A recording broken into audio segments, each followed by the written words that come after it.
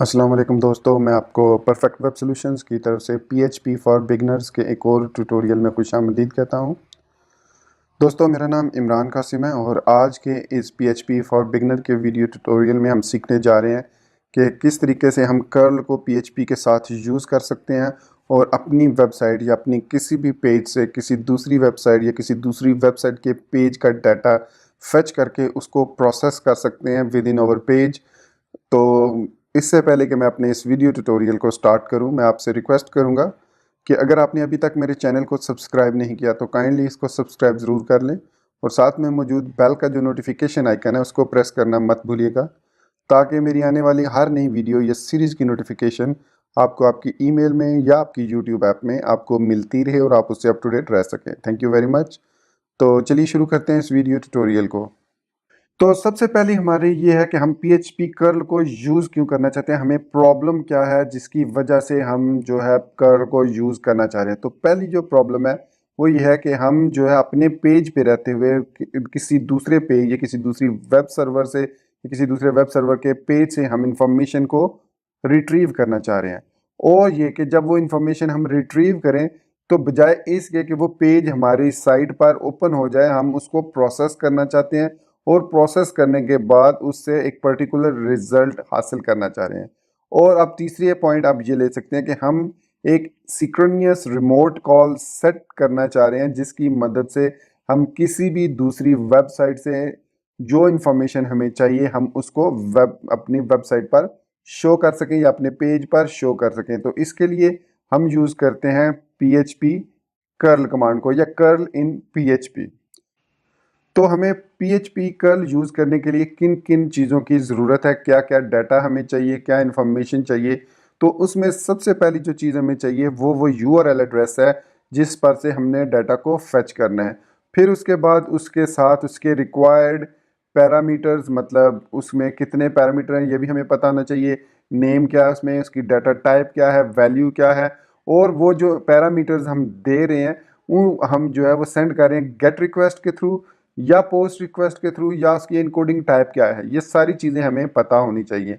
फिर तीसरी चीज़ जो हमें पता होनी चाहिए कि जो हमें रिटर्न होगा डाटा वो किस फॉर्मेट में होगा, वो एक टेक्स्ट के फॉर्मेट में होगा, वो एक एक्सएमएल फाइल होगी, वो जेसन डाटा होगा, डीटीडी होगा या कोई स्केमा होगा। इसके अलावा अगर इनमें से कोई नहीं है, कोई एरर है, तो वो एरर रिस्पॉन्स किस किस्म का है, हेडर रिस्पॉन्स है या वो यूआरएल को एनकोडेड एरर है या वो किसी एरे की सूरत में हमारे पास आ रहा है या किस फॉर्मेट में वो डाटा हमारे पास आ रहा है। तो दोस्तों, हमें चाहिए पीएचपी कर्ल को यूज़ करने के लिए सबसे पहले एक स्पेसिफिक यूआरएल एड्रेस। फिर उस स्पेसिफिक यूआरएल एड्रेस के कितने पैरामीटर्स हैं और कौन कौन से पैरामीटर्स हैं वो सारी इंफॉर्मेशन हमें चाहिए। फिर उन पैरामीटर्स पर हम किस किस्म की रिक्वेस्ट सेंड कर रहे हैं, इधर it is a gate request और पोस्ट रिक्वेस्ट, ठीक है।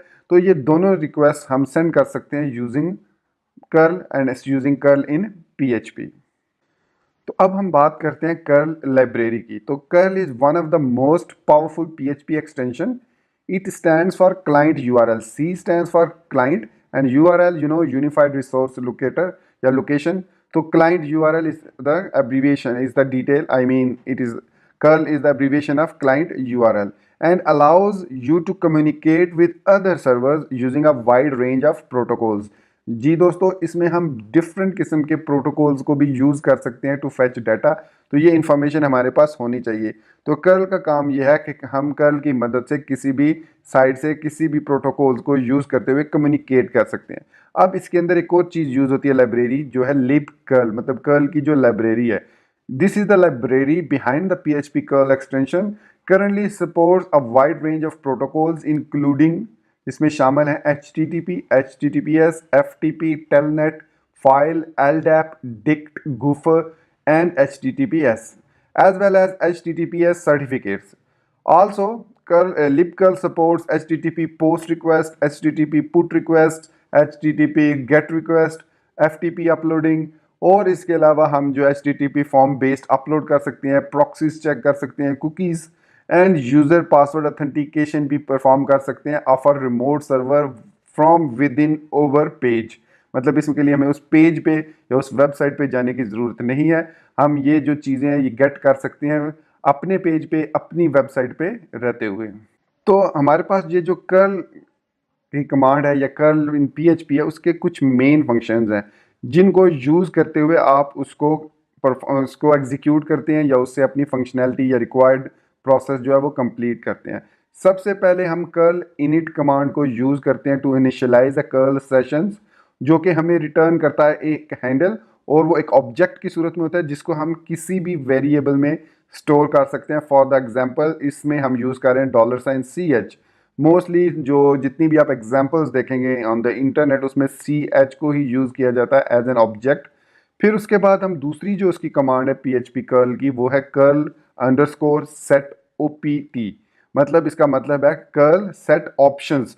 हम इसकी मदद से कर्ल के ऑप्शन सेट कर सकते हैं। आप ये दो तरीकों से कर सकते हैं normally, one each option on each line, और दूसरा एक एरे की सूरत में भी हम कर सकते हैं ऑप्शन सेट। अब set an option for a curl transfer common option. अब इसमें जो हमारे पास जो पीएचपी कर्ल के अंदर कुछ कॉमन ऑप्शंस हैं, जैसे उसमें हमें एक यूआरएल पास करनी है कि हमारा जो डाटा है वो पोस्ट रिक्वेस्ट है या नहीं है। फिर जो रिजल्ट हमें आ रहा है वो हम एज इट इज़ डिस्प्ले कराना चाह रहे हैं या उसको प्रोसेस करना चाह रहे हैं, क्या करना चाह रहे हैं, ये सारे ऑप्शंस हम सेट ओपीटी के थ्रू सेट करते हैं। सेट करने के बाद हम कर्ल एग्जीक्यूट कमांड के अंदर CH ऑब्जेक्ट को जब पास करते हैं तो it perform a curl session actual data transfer and HTTP request.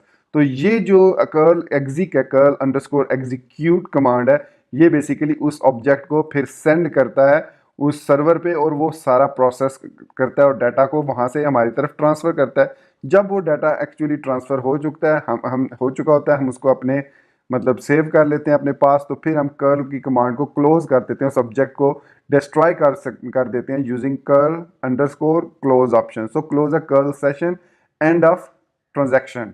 तो अब हम यहाँ पर एक छोटी सी बेसिक एग्जांपल देखते हैं, और मैं इसी एग्जांपल को विद लाइव वेबसाइट में आपको ऑपरेट करके भी दिखाऊंगा।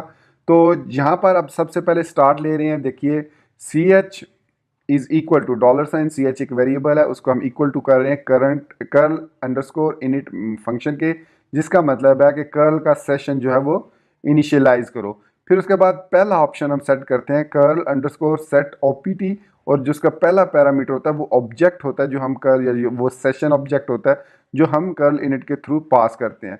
फिर उसके बाद दूसरा जो उसका ऑप्शन होता है वो हमारे पास पहला कर्ल ऑप्शन अंडरस्कोर URL। ये एक डिफाइन मेथड है जो कि डिफाइन, ध्यान में रखिएगा जब भी आप कैपिटल लेटर्स में, यानी कैपिटल लेटर्स में कोई वेरिएबल PHP के अंदर देखते हैं तो उसका मोस्ट ऑफनली जो मतलब होता है कि वो चीज़ डिफाइन मेथड को यूज़ करते हुए डिफाइन कर दी गई है।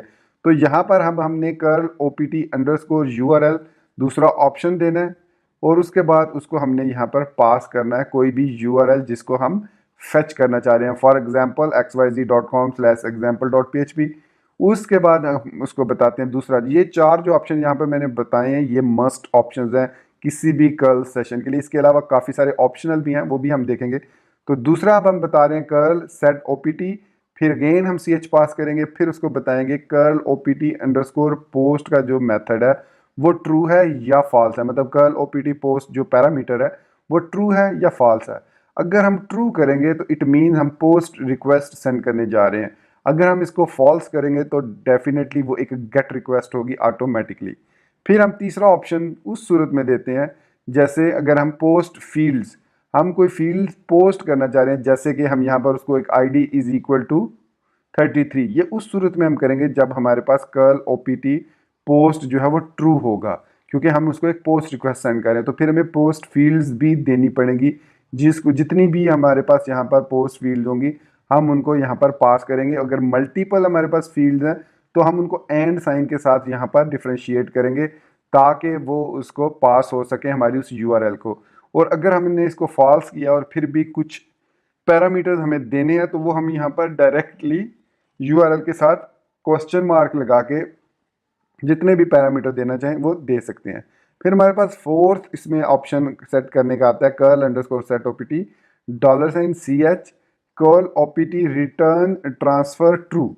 अब ये भी ट्रू है या फॉल्स। अब ये काम क्या करता है कर्ल OPT रिटर्न ट्रांसफर, अगर हम इसको फॉल्स कर देते हैं तो वो उस पेज की जिसको हमने डाटा की या उस पेज की जो भी इंफॉर्मेशन होगी उसको आउटपुट में शो कर देगा। अगर ये ट्रू ना हुआ, ये फॉल्स हुआ।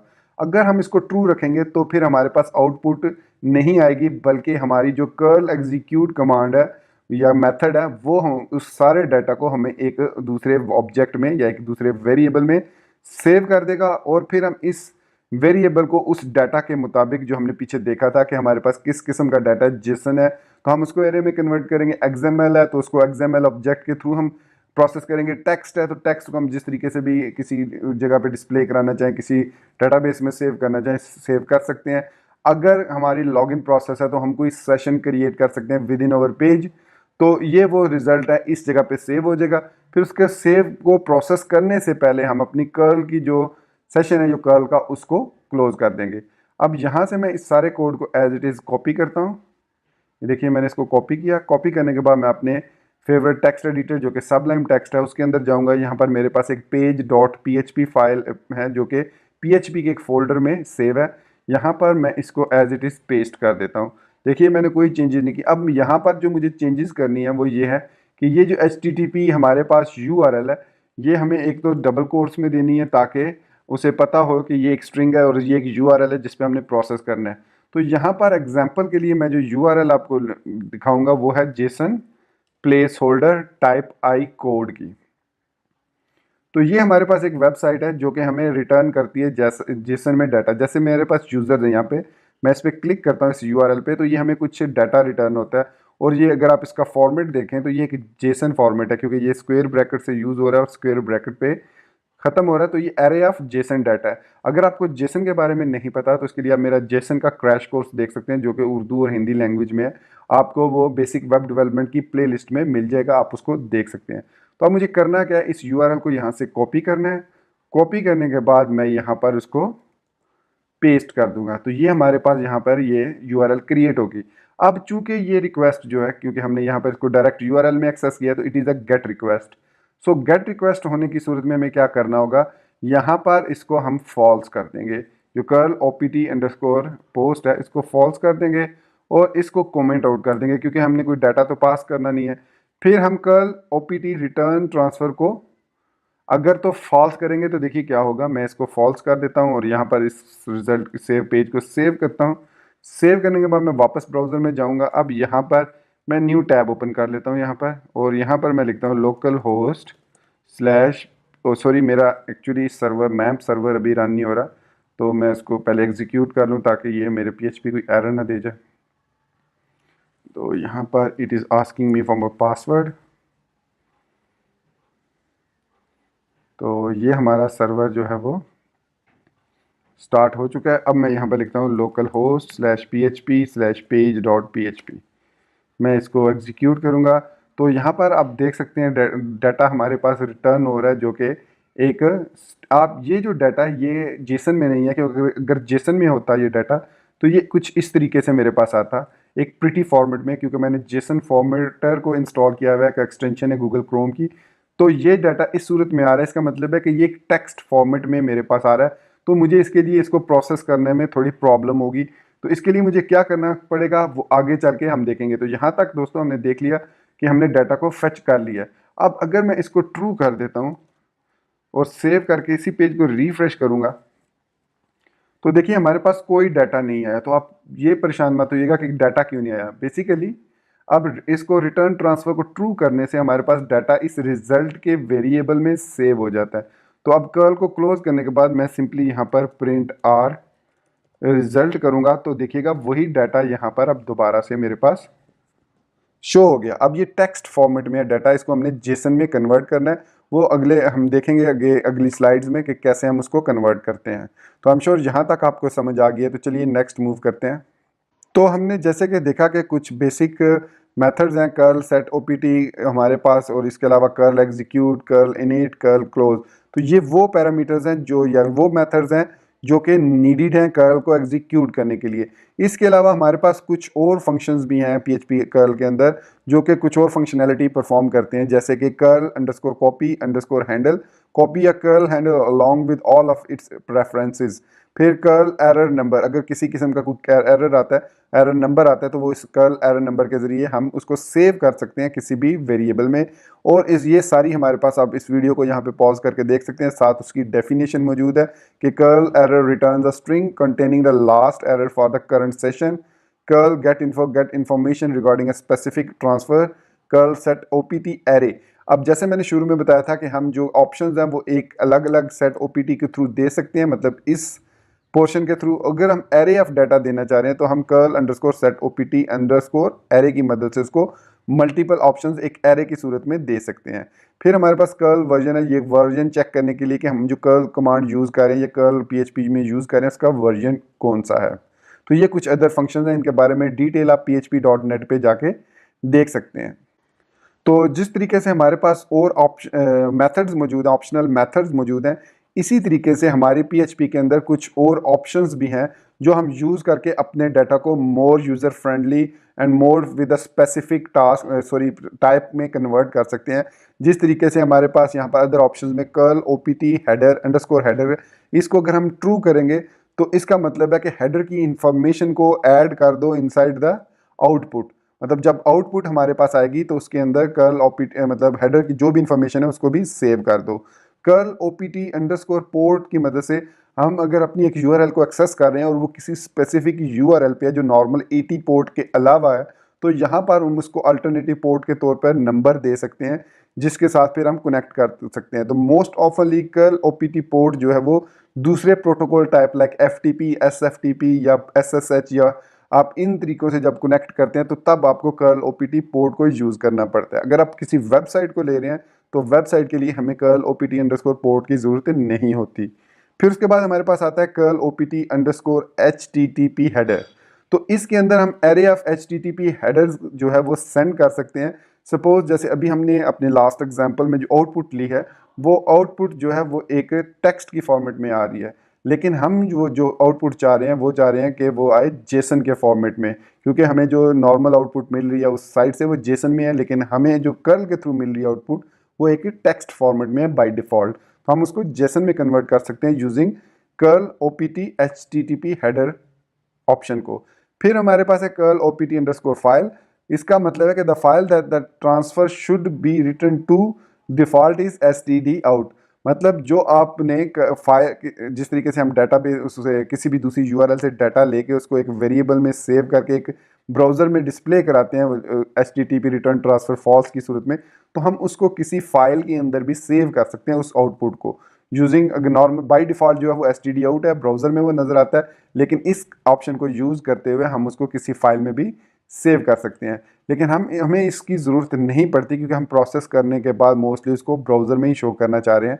अब चूंकि हमारे पास जो डाटा आ रहा है वो जेसन में है, लेकिन हमें वो जो कर्ल है वो हमें शो कर रहा है टेक्स्ट में, तो हम एचटीटीपी हेडर को ऑप्शन को यूज़ करते हुए कैसे यूज़ करेंगे, यहाँ पर हम पेस्ट करेंगे इसको कर्ल सेट ओपीटी और यहाँ पर ch कामा फिर इसको पेस्ट करने के बाद अब यहाँ पर हमें एक एरे रिटर्न सेंड करनी पड़ेगी, एरे ऑफ इंफॉर्मेशन देनी पड़ेगी जिसकी मदद से हम एचटीटीपी हेडर्स सेंड कर सकते हैं। अब देखते हैं कि कौन कौन से हम एचटीटीपी हेडर्स हैं जो हम सेंड कर सकते हैं। यहाँ पर हम जाएंगे php.net पे। मैं आपको साथ ये भी बता दूंगा किस तरीके से आप इसको सर्च कर सकते हैं।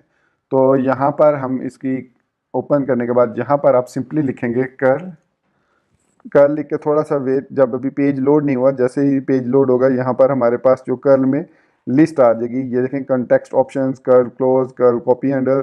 तो यहाँ पर हमारे पास ये है क्लाइंट लाइब्रेरी कर्ल।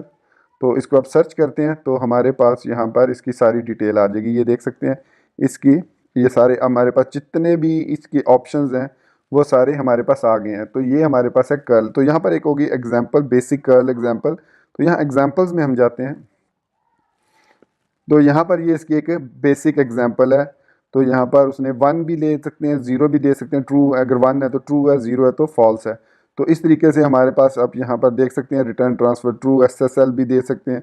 तो यहाँ पर काफ़ी सारे हमारे पास ऑप्शंस हैं। अगर यहाँ पर हम इसको सर्च करें कर्ल ओपीटी एचटीटीपी हेडर, तो यहाँ पर वो हमें नहीं मिला, तो कर्ल ऑप्शंस में देखते हैं। तो यहाँ पर प्री डिफाइंड कॉन्स्टेंट्स में जाते हैं, क्योंकि प्री डिफाइंड जो कॉन्स्टेंट्स होते हैं उसी में हमारे पास वो सारी इंफॉर्मेशन होगी। तो अभी थोड़ी देर में यहाँ पर ये देख सकते हैं कर्ल, अब हमारे पास curl OPT underscore HTTP header है, और यहाँ पर हमारे पास एक हेडर वेरिएबल है। ये मैं यहाँ से कॉपी कर लेता हूँ इसको, और सेटअप हेडर्स यहाँ से मैं इसको कॉपी कर लेता हूँ, और यहाँ पर आकर इसको कहीं पे भी हम इसको ऊपर भी सेव कर सकते हैं, क्योंकि ये एरे है। तो यहाँ पर हमने सेव कर दिया। तो यहाँ पर वो बता रहा है कि हेडर में हम इसको यहाँ से, बल्कि ये इसको कॉन्कैटिनेट कर रहे हैं जीरो के साथ ही। तो ये हम सबसे पहले बता रहे हैं कि जो एक्सेप्ट टाइप है वो क्या है, टेक्स्ट है। इनमें से कोई एक ऑप्शन हम यहाँ से चूज कर सकते हैं। ये इसमें डिफरेंट ऑप्शंस हैं, तो मैं यहाँ पर इसको देता हूँ एप्लीकेशन स्लैश जेसन। फिर कैशे कंट्रोल है इसमें, फिर कनेक्शन है, कीप अलाइव, 4 सेट है इसमें, यहाँ से कोई एक दे सकते हैं। तो UTF-8 मैं सिलेक्ट कर लेता हूँ, तो बाकियों को मुझे ज़रूरत नहीं है। तो यहाँ पर कॉमा के बाद हैं जो उनको ख़त्म कर देते हैं। तो ये हम लैंग्वेज जो भी आप रखना चाहें, तो ये हमारे पास लैंग्वेज US है, इंग्लिश। तो यहाँ पर हम इंग्लिश सेलेक्ट कर लेते हैं। Browser keep this blank pragma हम यहाँ पर रख सकते हैं। इसके अलावा हम यहाँ पर एक और हेडर भी दे सकते हैं, header content type application slash Jason. तो ये हमारे पास कंटेंट टाइप है। अब ये हमने हेडर डिफाइन कर लिए, तो इस हेडर को हम यहाँ पर, बल्कि इसको भी अब जरूरत नहीं है मेरी, तो ये ऑटोमेटिकली 0 1 2 3 4 सेव हो जाएगा। और अब हम यहाँ पर हेडर की इंफॉर्मेशन को एज अ हेडर वेरिएबल दे सकते हैं। देने के बाद सेव करेंगे इसको। सेव करने के बाद अब मैं इसको एग्जीक्यूट करता हूँ,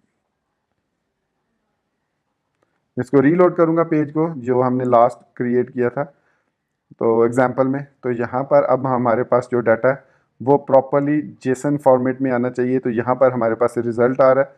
तो अब मैं यहाँ पर इसको एको जेसन अंडरस्कोर एनकोड रिज़ल्ट, तो इसको रीलोड करते हैं हम। तो अब ये जो डाटा इस तरीके से हमारे पास आ रहा है, ये इसको जेसन इनकोड में कन्वर्ट कर रहा है, लेकिन चूंकि डाटा तो ऑलरेडी जेसन में है, तो यहाँ पर जेसन इनकोड कमांड हमारी नहीं चलेगी। बल्कि अगर हम इको कर्ल करते हैं, सॉरी कर्ल नहीं, रिजल्ट, क्योंकि ऑलरेडी डाटा जो है वो जेसन फॉर्मेट में ही हमारे पास आ रहा है। तो अब ये अभी भी इसमें थोड़ी सी प्रॉब्लम है, क्योंकि हेडर में accept application slash JSON, application slash JSON, और यही हमें सिर्फ चाहिए कंटेंट टाइप। और content type I think T capital है, इसको ट्राई करते हैं। तो ये हमारे पास एक्सेप्ट कॉलन, और इसको एक्सेप्ट एक चाहिए, और इसके अलावा हमें चाहिए ये टेक्स्ट HTML है, टेक्स्ट प्लेन है, एप्लीकेशन टेक्स्ट स्लैश XML है, एप्लीकेशन स्लैश XML है। तो यहाँ पर हमारे पास जेसन में इसका एप्लीकेशन स्लैश जेसन ही होना चाहिए था। तो खैर चलिए इसको देखते हैं। हम कन्वर्ट करते हैं एरे में, क्योंकि हम डायरेक्ट जेसन में तो इसको प्रोसेस नहीं कर सकते, इसको हमें एरे में कन्वर्ट करना होगा। तो एरे में कन्वर्ट करने के लिए हम लिखेंगे result is equal to JSON decode result. फिर इसके बाद हम लिखेंगे प्रिंट आर रिजल्ट। सेव किया इसको। सेव करने के बाद हम यहाँ पर आते हैं,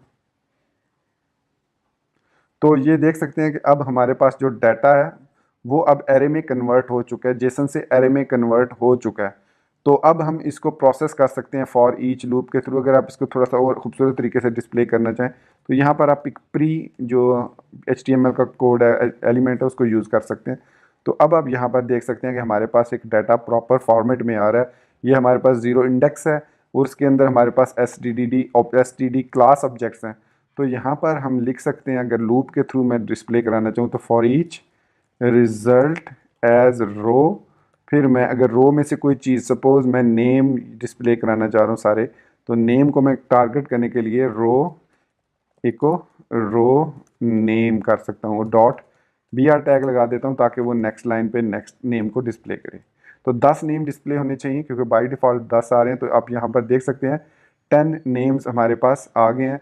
अगर आप इनको कोई और इनकी आईडी वगैरह डिस्प्ले कराना चाहें या जो भी इंफॉर्मेशन डिस्प्ले कराना चाहें, वो जैसे मैं यूज़र नेम कर देता हूँ अगर इसको, तो अब हमारे पास यहाँ पर इनके यूज़र नेम आ जाएंगे। तो ये देख सकते हैं दोस्तों, यूज़र नेम आ गए हैं। तो इस तरीके से ये हमने अभी सीखा है कैसे हम गेट रिक्वेस्ट सेंड करते हैं।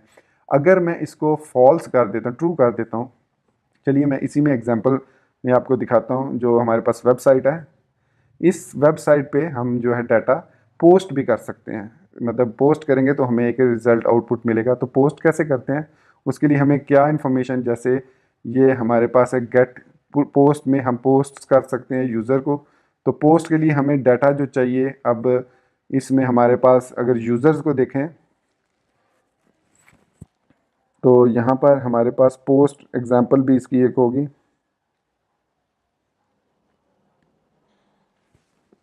चलिए हम जो है ना यूआरएल इस पोस्ट को सेंड करते हैं। इसको कॉपी किया मैंने और यहाँ पे सिंपल मैंने पोस्ट कर दिया। अब इस पे हम रिक्वेस्ट सेंड करेंगे एज अ पोस्ट। तो यहाँ पर मैं इसको पहले ट्रू करूँगा। ट्रू करने के बाद मैं यहाँ पर इसको इनेबल करूँगा। अब यहाँ पर हमें इसमें जो डाटा सेंड करना है, तो सबसे पहले हम देखते हैं इसके लिए हमारे पास डाटा कौन सा आता है। तो पोस्ट को मैं क्लिक करूँगा तो यहाँ पर आप देख सकते हैं यूज़र आईडी, टाइटल और बॉडी, ये 3 चीज़ें हैं। तो ये आईडी जो है ये यूनिक आईडी होती है, ऑटोमेटिक जनरेट होती है। मतलब अभी 100 है तो 101 हमें आईडी लास्ट मिलेगी। यूज़र आईडी हम दे सकते हैं, टाइटल और बॉडी। तो इसका मतलब है कर्ल पोस्ट फील्ड में सबसे पहले हमें देना होगा user ID is equal to 10 दे देता हूँ मैं, फिर एंड साइन, फिर हम लिखेंगे कौन से प्रॉपर्टी है, टाइटल इज इक्वल टू, और यहाँ पर हम कोई भी टाइटल लिख देते हैं। सपोज मैं लिख देता हूँ माई सैम्पल टाइटल, फिर एंड साइन, फिर इसके बाद हम इसको सेंड करेंगे body is equal to my sample body data. ये लिखा, लिखने के बाद अब ये डाटा हमारा पोस्ट होगा इसके थ्रू, और हम यहाँ पर इसको प्रिंट आर करा लेते हैं। यहाँ पर मैं इसको प्रिंट आर रिजल्ट कर लेता हूँ, सेव किया इसको। अब ये चूँकि पोस्ट रिक्वेस्ट है तो ये हम इस तरीके से इसको सेंड कर सकते हैं, क्योंकि यहाँ पर ये तो पेज को एक्सेस करेगा, फिर उसके बाद यहाँ पर वो इसको एज अ पोस्ट रिक्वेस्ट ही सेंड करेगा। अब हमें ये हेडर्स की ज़रूरत नहीं है, मतलब हमारा जो एप्लीकेशन जेसन में तो नहीं हम डाटा भेज रहे हैं ना, तो इसको हेडर्स को हम यहाँ से ख़त्म कर देते हैं इस तरीके से। सेव किया, फिर हम इस पेज को रीलोड करते हैं। तो दोस्तों यहाँ पर आप देख सकते हैं कि यूज़र आईडी 10 हमें एक ऑब्जेक्ट रिटर्न हुआ, टाइटल हमें रिटर्न हुआ माई सैम्पल टाइटल, बॉडी हमें रिटर्न हुई माई सैम्पल बॉडी डाटा। और जो इंटरेस्टिंग चीज़ है वो ये है कि हमारे पास जो डाटा है, ये देख सकते हैं, ये वो डाटा विद 101, मतलब 100 तो बाय डिफ़ॉल्ट हमारे पास यूज़र्स हैं। तो ये 101 कहाँ से आया, ये 101 जो आईडी है ये वो डाटा है जो हमने सेंड किया है कर्ल के थ्रू, और उसकी इन्फॉर्मेशन सारी हमें इसने यहाँ पर प्रोवाइड की है। तो इस तरीके से हम गेट भी कर सकते हैं डाटा और पोस्ट भी कर सकते हैं किसी भी दूसरी वेबसाइट पे। आई एम श्योर कि आपको मेरा ये ट्यूटोरियल जो है कर्ल से रिलेटेड पसंद आया होगा, और आप इसको लाइक करना, मेरे चैनल को सब्सक्राइब करना नहीं भूलेंगे। And thank you once again very much. अगर आप PHP कर्ल के बारे में मोर जानना चाह रहे हैं तो यहाँ पर आपको एक लिंक मिल रहा होगा php.net/manual/en/book.curl.php। मैं इसको ओपन करके भी आपको दिखा देता हूँ। कॉपी करूँगा यहाँ से, इसको मैं कॉपी करता हूँ और ब्राउज़र में जाके मैं इसको यहाँ पर पेस्ट कर देता हूँ। तो ये हमारे पास वही वेबसाइट ओपन हो चुकी है, और इसको आप रीड कर सकते हैं। अगर इसमें कोई चीज़ आपको परेशान कर रही है या समझ नहीं आ रही, तो आप इसी वीडियो के कमेंट सेक्शन में #PWSJLMPK लिख के अपना क्वेश्चन पोस्ट कर सकते हैं, या किसी भी social media site, Twitter, Facebook, या आप हमारा व्हाट्सएप ग्रुप भी ज्वाइन कर सकते हैं। वहाँ पर भी आप #PWSJLMPK को यूज़ करते हुए अपना क्वेश्चन पूछ सकते हैं, और I will try my best कि आपको उसका जो बेस्ट पॉसिबल आंसर है वो दिया जा सके। So thanks once again and thank you very much for being with me till end. Take care, अल्लाह हाफिज़ एंड बाय।